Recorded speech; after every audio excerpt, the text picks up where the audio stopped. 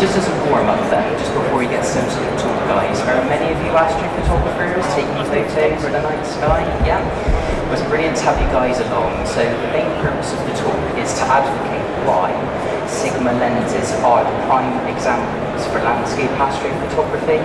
So just to give you a bit more of a background, over the past few weeks, I've come on board with the Sigma family as a Sigma creator.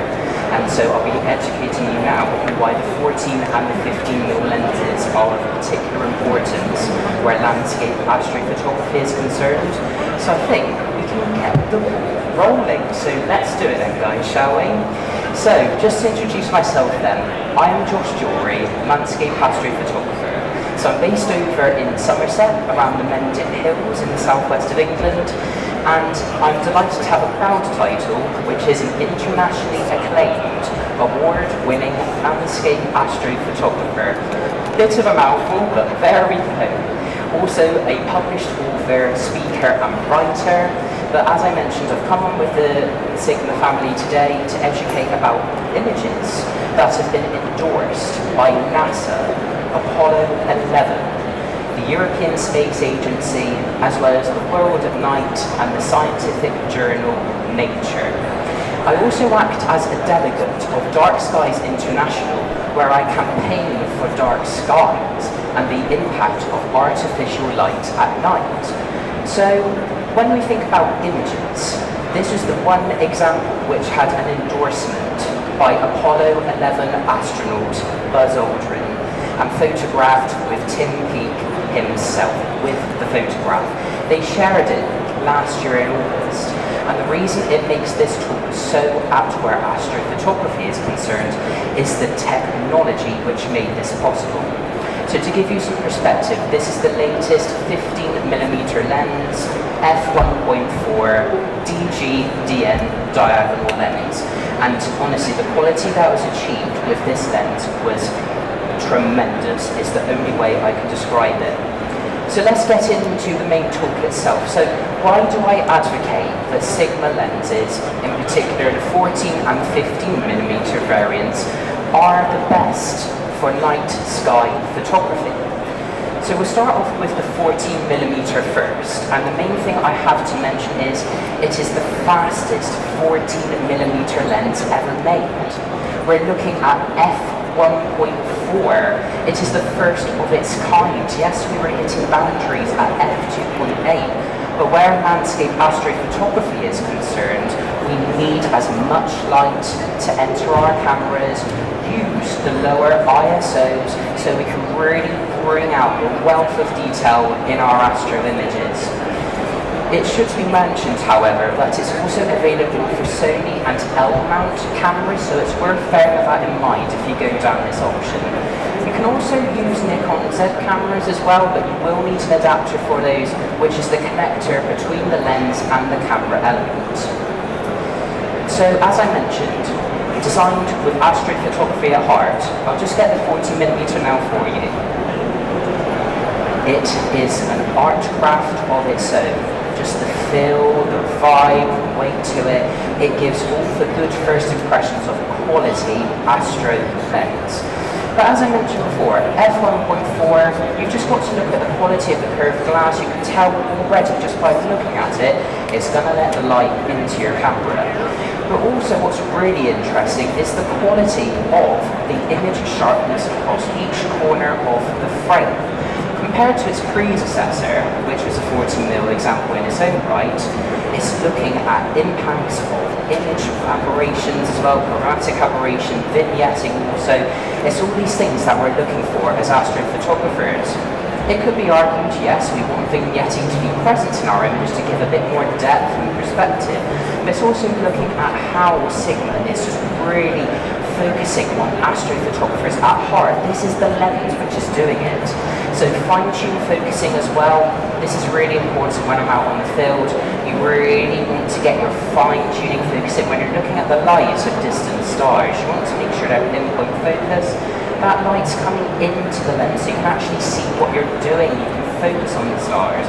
Models before that, which are lower than f2.8, I'll admit, and I'm sure you guys may appreciate, it is a challenge. So what is also worth mentioning as well is got this detachable tripod socket. So it's really useful, especially when you're wanting to change your orientation of your images, whether landscape or portrait. It can be removed as well. But again, I must emphasize that it is a slightly heavier lens. So again, it's this discussion point that when you have this lens in your camera bag, do you want to compensate weight for quality? And in my personal opinion, speaking to the lovely audience here, I would say yes, really vouch for it. You want quality when going forward with astrophotography. As you'll see in this next image, it's light gathering capabilities. So just to talk about what's going on here, in some areas of the night sky, yes, I know it raises a few eyebrows, but you're looking at hydrogen alpha emission. This is something which has become a very hot topic within the astrophotography community at the moment, and we're trying to capture this faint diffuse light. By using these lenses, we can do that in shorter amounts of time. So whilst, we've got a wider aperture, we're letting light in over these shorter exposures, we're able to refine what is the signal to noise ratio of our images. It's what I call the exposure triangle, and I'm sure many others do, to be honest. The exposure over ISO and aperture, they work in rhythm, and it's thinking, how do we, as visual creators, look for strategies? And this is the way I believe forward. Preserving clarity and definition in stars as well. When you're zooming in at 100% on Photoshop, you want to be making sure that the stars themselves are at clarity, and we're getting the full effect of those as well. Even distant galaxies and nebulas, I have to mention as well.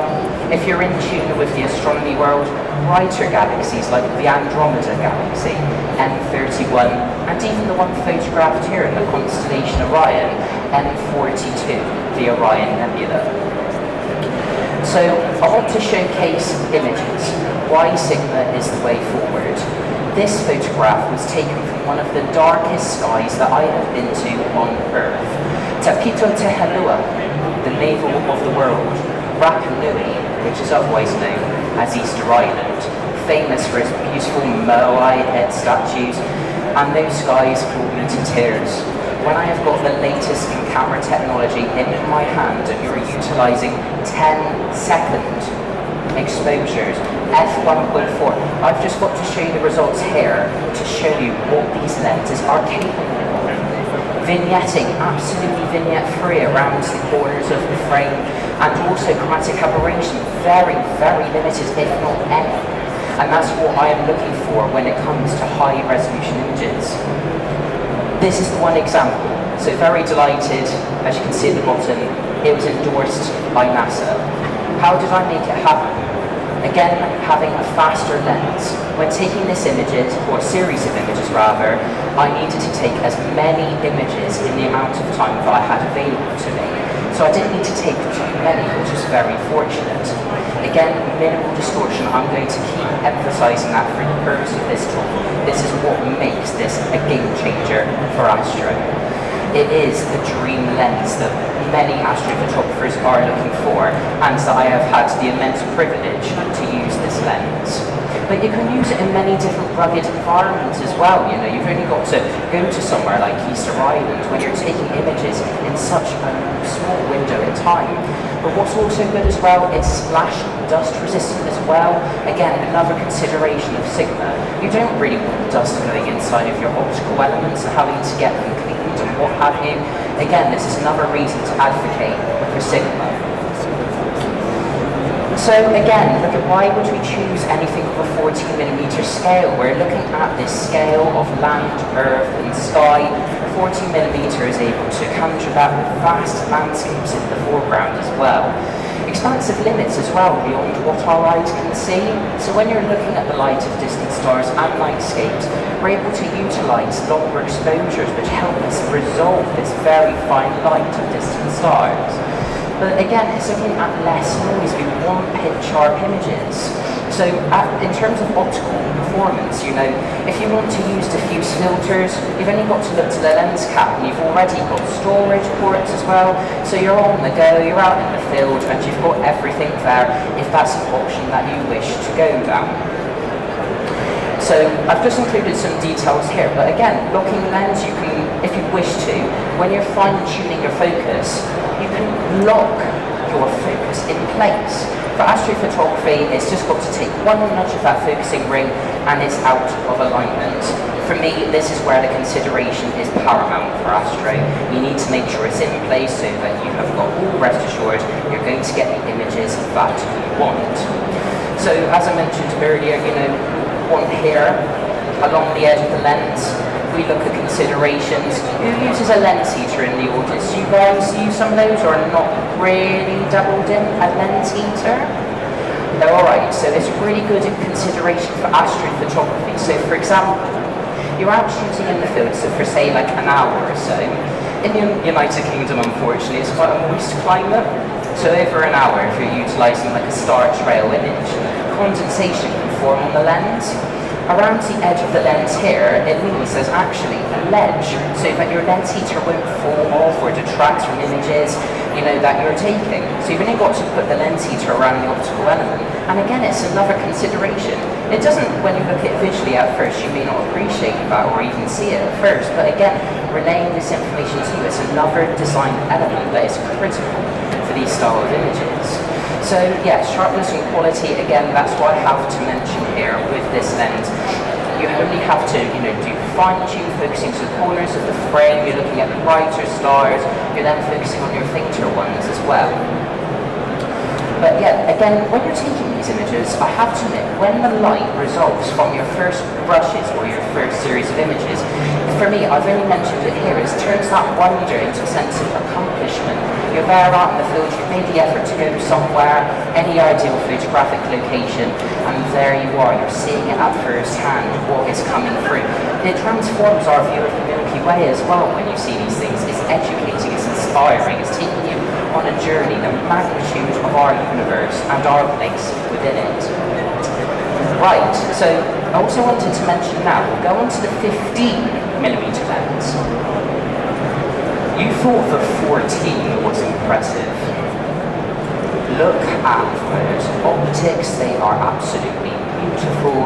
And when I talk about the design considerations of these lenses, we're looking at a lens capable of f1.4 at a 180-degree field of view that is possible with this lens. So already we're looking again at those considerations of vignetting, chromatic aberration. It's all these elements which are coming together as one. They're telling a story of the night through a lens. It's incredible. Almost horizon to horizon, as I've noted in the talk here. But 60% wider field of view for the 14mm lens. It's looking at different ways in which we tell stories of the night. And so with these images, I've been able to capture some world-breaking images, but I'll talk about those momentarily. The auroras, back in May. Did anyone see those from here in the UK? Put your hands up if you did, yeah? Oh, nice. I love to see people who have enjoyed the wonder that's the aurora. So again, when we're looking at a rectilinear lens, we're looking at the flat of the celestial sphere. It's capturing the night sky as it is away from these effects that I had mentioned. When we don't want stretched images, some other lenses are capable of doing that, but that is one design element that Sigma's been very careful with this lens. Perseus meteor showers over Stonehenge, so you want to be creating a natural view of the night sky. That is the reason I take these images, is to tell a true to nature story of the night sky. So with an image that was endorsed by Buzz Aldrin and Tim Peake, I wanted it to perfectly match with what the celestial sphere, how we see things in the night sky.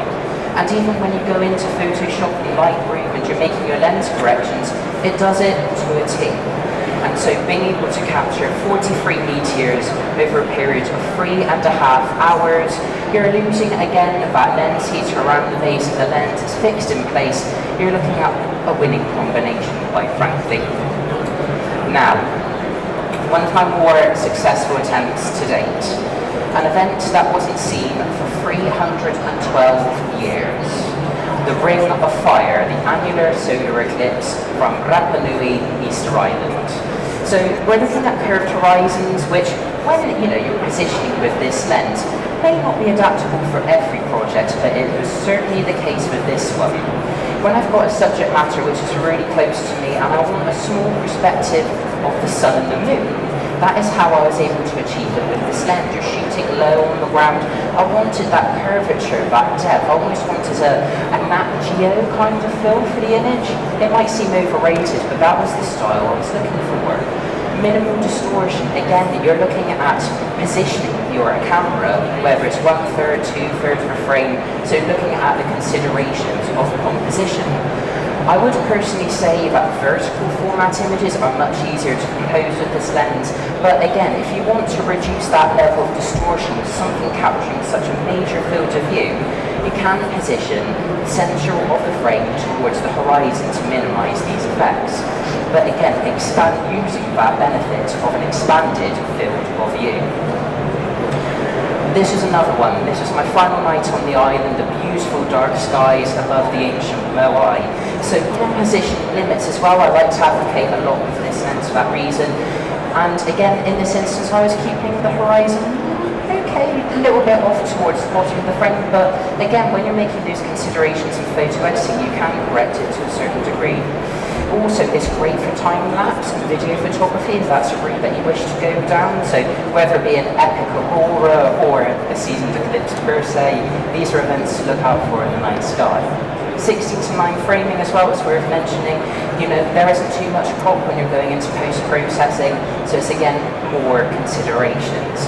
And you know, if you, as I mentioned, you want it to be a bit clearer, you know, with that perspective, 1/3 is usually the rule when shooting vertically. So if you're breaking the image up into thirds, you're shooting vertical, you'll get a nice Milky Way image. Ta-da! Now, where we consider images of star trails, this is from Maybury Stone Circle. So, you know, you can reduce the distortion with it. You're going to get some unusual effects when you're shooting with such a wide area. But I personally love the effect of what this lens is able to achieve. That's why I advocate for it. You may lose a small portion of the field of view, but again, its quality is what I'm looking for each and every time in these images. So yes, you can use lens correction in photo applications like Photoshop and Lightroom, whichever is your favorite photographic software, to be honest. But again, world's best available profile for each lens. That's what we want. Now, I'm going to show you an image in a second, but I want to give you a breakdown. Are any of you in the news and the media aware of the planetary parade, where you can see quite a large number of planets in the night sky? So the image I'm going to show you now is a potential world first. It was taken with this lens of a stitched panorama. So I wanted to capture an image which was over an expansive field of view, limited distortion, something to capture, something of a 360 VR capability. And as I've listed here, 4 images to capture if you really want to, a 360-degree field of view. So between it, about 1/3 per image. This is the photograph. Now, I will be honest with you, it was a cold night, so you may see some slight distortion from where the light is diffracted on a condensed lens without a lens heater. But it actually benefited in this scenario because it shows the planets more. I've included the illustrated version here. So including planet Earth, count the image and you will see 7 planets which are listed within our own foreground, planet Earth. The last time this event was seen on any scale was 1982. But the question is, was the photographic technology available then? And so when I'm in contact with various scientific journals and science distributors, and they say that we have not seen an image like this one before, how did you capture it, Josh? 15mm f1.4 diagonal DG DN. I have been in touch with Guinness, so it's as we speak now, it could be a Guinness World Record breaker. Another image to compensate this when the sun and moon were involved to capture all 10 celestial bodies of our solar system in a stitched panoramic image taken from the Mendip Hills. This is nuts! How you can capture such an expansive field of view with this lens is mind-boggling. Even lunar halos as well, they're lovely events to capture as well when you're looking at light which is being distributed from the moon and water molecules in the Earth's atmosphere. So traditionally fisheye lenses can be, a bit frowned upon because of distortion and how much light is coming in f4, f2.8, and not necessarily sharp or what have you on the edges of the lenses, coma, chromatic aberration, things I've talked about previously. But again, as far as I'm concerned, this lens is breaking those limits, it's taking down those barriers, it's building up confidence with fisheye lenses and shooting at ultra-wide angle capability. And so as far as I'm concerned, it is a miracle in photographic technology. It is the fleet way forward. And especially when as I've mentioned already, you're shooting at wide f1.4 apertures, short exposure times. It is just, it's been such a joy to use, it really has. I've got that glass, doesn't that give you the je ne sais quoi? It certainly makes me feel je ne sais quoi about the whole thing. So yes, vignette free is remarkably minor, and less so more than the 14 and 16mm variants, which is quite impressive. Even at f2.8 is quite remarkable. But yes, I would say the image circle is large enough that corners of the full frame sensor receive plenty of light, so it's all evenly distributed throughout your image. This is one of my latest images from the iconic landmark Stonehenge, so revisiting the place that made Acclaimed to fame as a landscape astrophotographer, and so using this image, or rather this lens, to capture this image and that sense of time and connection to the deep past. It really captured the scale of the monument and the star trails. It really does convey that sense of time. So f1.4, same principle applies with this lens. Enough light is coming into your camera and you can see the stars. This is so important for astro because of the environment which you're in, especially from dark sky places as well. So you can take your focusing to the next level with this lens and really fine tune your focus. That's really critical I should say. Digital magnification and assist can also be used with your preferred cameras in this instance, so you can really zoom up on the stars. But again, as I've mentioned, more accurate focus peaking, so you can really fine-tune that focus. Like with this image here from Easter Island, that's what I did. So in a short amount of time to capture 5 images, stack them so that you improve this signal-to-noise ratio, and that was the end result. And again, it's repeats, which we've seen on the 14mm. You want that locking mechanism, it's all here, it's all present. And you can also use this not only for just astrophotography, but wildlife, landscapes as well. There's so many versatilities and creative challenges. That is what we do as visual creators, is that we're looking for challenges. How do we overcome those? And f1.4 being such a challenge, it's really fascinating. Right, so as we go on through, £3, I've mentioned this before, but I would seriously say this is one worth considering for your camera bags. You want quality over weight, and also just to consider how many lenses you're taking with you at night. I would say this is a lens now that I'm taking out with me all the time now, and again, testing new limits, new approaches, methods. So, it's, as I said, an essential lens for every occasion. Now, really excited to announce this. I have debuted as a published author with this book, 52 Assignments on Night Photography. This is aimed at both anyone interested in the night sky and professional photographers alike. I've set you out a series of 52 assignments so that you can begin to learn more about the night sky and the universe above. So whether you want to take images of the aurora, 2 eclipses, or the beautiful cosmos that is the Milky Way, that is what I am doing as my journey to preserve the dark sky movement, taking images with the cutting edge lenses that Sigma is providing. So, that was my talk here today as Sigma creator. I am Josh Dury, Landscape Astrophotographer. If you want to scan that QR code, that will take you directly to my website.